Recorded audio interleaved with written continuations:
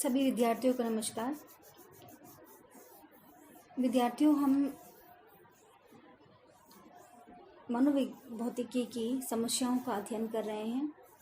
मनोभौतिकी की समस्याओं में हमने पिछले अध्याय में निरपेक्ष दहली या उद्दीपक सीमांत या एब्सोल्यूट थ्रेशोल्ड का अध्ययन किया था। एब्सोल्यूट थ्रेशोल्ड को परिभाषित करते हुए मैंने बताया था कि एब्सोल्यूट थ्रेशोल्ड या उद्दीपक सीमांत किसी भी परिवर्त्य या उद्दीपक की वह मूल्य है जिस पर कि वह उत्तेजना पहचानी जा सकती है, या हम ऐसा भी कह सकते हैं कि उद्दीपक की वह न्यूनतम मात्रा जिससे कि आप उस उद्दीपक को पहचान पाते हैं। इस अध्याय में विद्यार्थियों हम लोग मनोभौतिकी की दूसरी मुख्य समस्या, जिसे कि हम भिन्नता दहली या डिफरेंशियल लाइमन या डिफरेंशियल थ्रेशोल्ड कहते हैं, उसका अध्ययन करेंगे। विद्यार्थियों, किसी भी उद्दीपक के भौतिक मूल्य से कम कितना परिवर्तन किया जाए कि एक भिन्न संवेदना उत्पन्न हो, और इस भिन्न संवेदना को ही हम भिन्नता दहली कहते हैं, या भिन्नता दहली के निर्धारण की यही समस्या है। इसको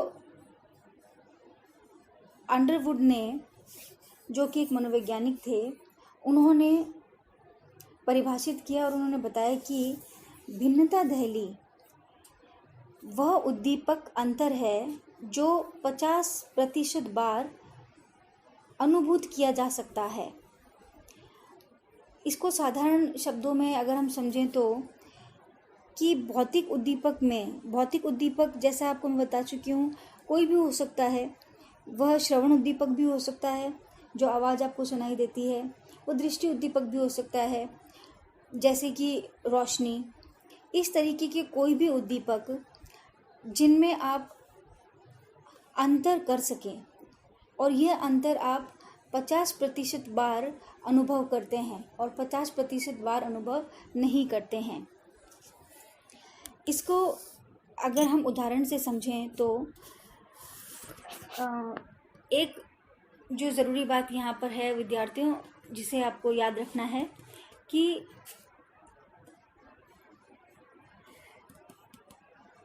जो संवेदना के अंतर को उत्पन्न करने वाली उत्तेजना है, उसकी यह न्यूनतम मात्रा जो होती है वो केवल पहचानने योग्य अंतर भी कहलाता है। मतलब कि जो भिन्नता सीमांत है उसे हम केवल पहचानने योग्य अंतर या JND, जस्ट नोटिसेबल डिफरेंस भी कहते हैं। अब विद्यार्थियों, मैं आपको भिन्नता सीमांत का एक उदाहरण बता रही हूँ कि भिन्नता सीमांत को आप किस तरह समझ सकते हैं। अभी मैंने आपको ये बताया कि भिन्नता सीमांत का मतलब है कि जब आपके सामने दो उद्दीपक या किसी एक ही उद्दीपक की दो इंटेंसिटी या तीव्रता आपके सामने प्रस्तुत की जाए और आप उन दोनों उद्दीपकों में या उद्दीपकों की तीव्रता में अंतर बता पाएं, तो उसे हम भिन्नता सीमांत कहते हैं।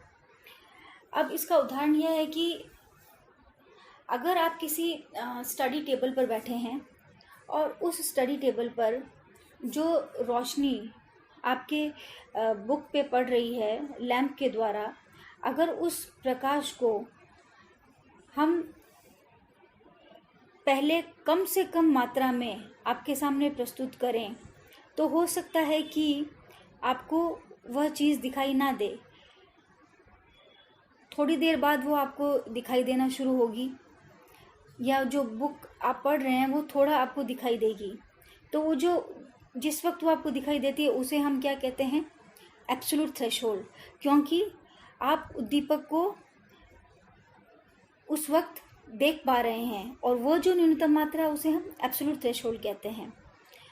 इसके बाद जब आप धीरे धीरे इस प्रकाश को और बढ़ाते जाएंगे तो उस वक्त आपको शायद पहले के प्रकाश से जो आपने बढ़ाया उसमें कोई अंतर ना लगे, लेकिन अगर इस प्रकाश को आप बहुत ज़्यादा तेज़ कर देंगे तो हो सकता है कि आप जो पहले प्रकाश पड़ रहा था आपकी बुक पर उसमें और जो बाद में प्रकाश आपने तेज कर दिया है इसमें आपको अंतर महसूस हो। और यही अंतर जहाँ पर आपको प्रकाश में भिन्नता महसूस हुई, इस न्यूनतम मात्रा को ही हम क्या कहते हैं, JND या भिन्नता सीमांत या डिफरेंशियल थ्रेशोल्ड या लाइमन। विद्यार्थियों, जो हमने प्रकाश में परिवर्तन किया था या जो हम प्रकाश में परिवर्तन कर रहे हैं इस उदाहरण में, यह जो प्रकाश में परिवर्तन है वह कम से ज़्यादा भी हो सकता है और ज़्यादा से कम भी हो सकता है, और दोनों ही अवस्थाओं में हमें जो डिफरेंस है वह पता चलता है। विद्यार्थियों, भिन्नता दहली या भिन्नता सीमांत को हम एक और एग्जाम्पल से आपको समझाने का प्रयत्न करती हूँ। जब हम कार चलाते हैं विद्यार्थियों, या कहीं भी कोई स्टीरियो अगर आप सुनते हैं, म्यूज़िक अगर आप सुनते हैं, तो आप देखते हैं कि अगर म्यूज़िक की वॉल्यूम मान लीजिए 2 डेसिबल्स है, ठीक है, तो 2 डेसिबल से आप उसे धीरे धीरे बढ़ाने की कोशिश करें तो आपको हो सकता है 4 डेसिबल पर वह मात्रा जो उद्दीपक की है, यानी जो साउंड आपको सुनाई दे रहा है, वो आपको ठीक ढंग से सुनाई देने लगेगा। परंतु अगर हम 4 से उसको बढ़ाते बढ़ाते 8 पर ले जाएं, सीधा उस मतलब कि धीरे धीरे बढ़ाते हुए हम उसे 8 तक ले जाएं, और फिर आपसे पूछें कि जो 4 डेसिबल पे आपको आवाज़ सुनाई दे रही थी उसमें, और जो अब आपको धीरे धीरे 4 से 5, 5 से 6, 6 से 7 और 7 से 8 तक जब आप पहुँचे, तो क्या पहले वाले में और अब वाले में आपको अंतर महसूस हो रहा है? अगर आप 8 या 9 पर या 10 पर, जहाँ पर भी आपको अंतर महसूस हो कि जो मैंने पहले आवाज़ सुनी उसमें और जो अब आवाज़ सुन रहा हूँ उसमें डिफरेंस है या भिन्नता है, तो यह जो मात्रा होगी उद्दीपक की या इस साउंड की, उसे हम क्या कहेंगे? भिन्नता सीमांत। उद्दीपक आयामों पर या उद्दीपक के जो डायमेंशंस है, स्टिमुलस के जो डायमेंशंस है जो कि आप परिवर्तित कर पा रहे हैं, तो उस पर अगर हम DL को देखें या डिफरेंशियल थ्रेशोल्ड को देखें, तो डिफरेंशियल थ्रेशोल्ड वहाँ पर वह बिंदु है जिसके ऊपर उत्तेजना अधिक तीव्र मालूम होती है तथा बिंदु के नीचे उत्तेजना कम तीव्र हमें अनुभव होती है। जैसे हमने अभी साउंड का जो एग्जाम्पल लिया, उसमें अगर हम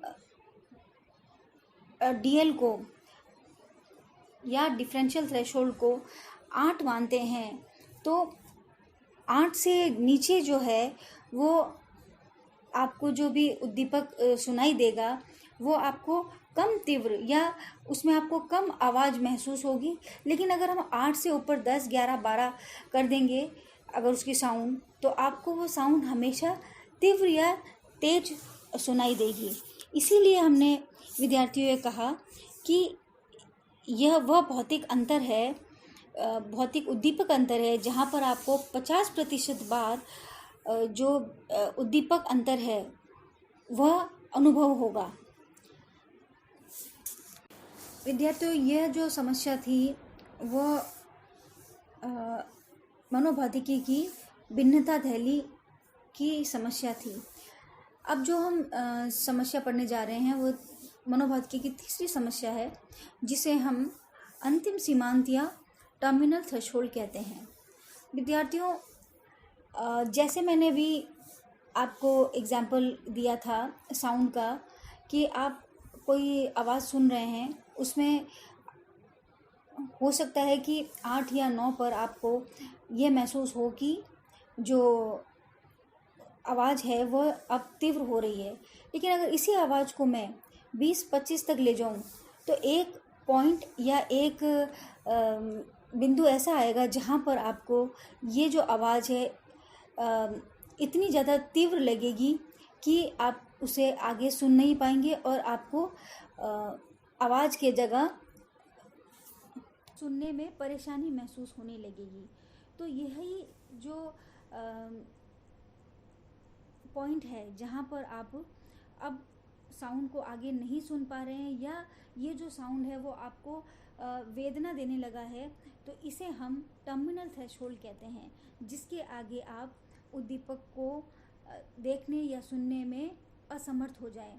जैसे यदि लाइट की रोशनी बहुत ज़्यादा तेज कर दी जाए तो आप फिर आंखें नहीं खोल पाते। उसी प्रकार अगर हम साउंड बहुत ज़्यादा बढ़ा दें तो उसके बाद आपके हो सकता है कानों में दर्द शुरू हो जाए।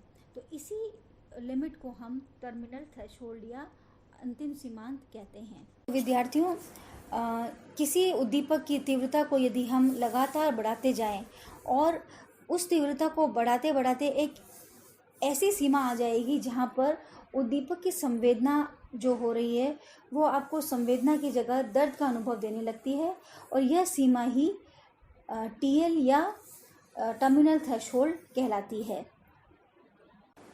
तो विद्यार्थियों, हमने इस अध्याय में भिन्नता दहली तथा अंतिम सीमांत का अध्ययन किया, जो कि मनोभौतिकी की प्रमुख समस्याएं थी। अगले अध्याय में हम इसी प्रॉब्लम्स ऑफ साइकोफिजिक्स को ही आगे बढ़ाएंगे। धन्यवाद।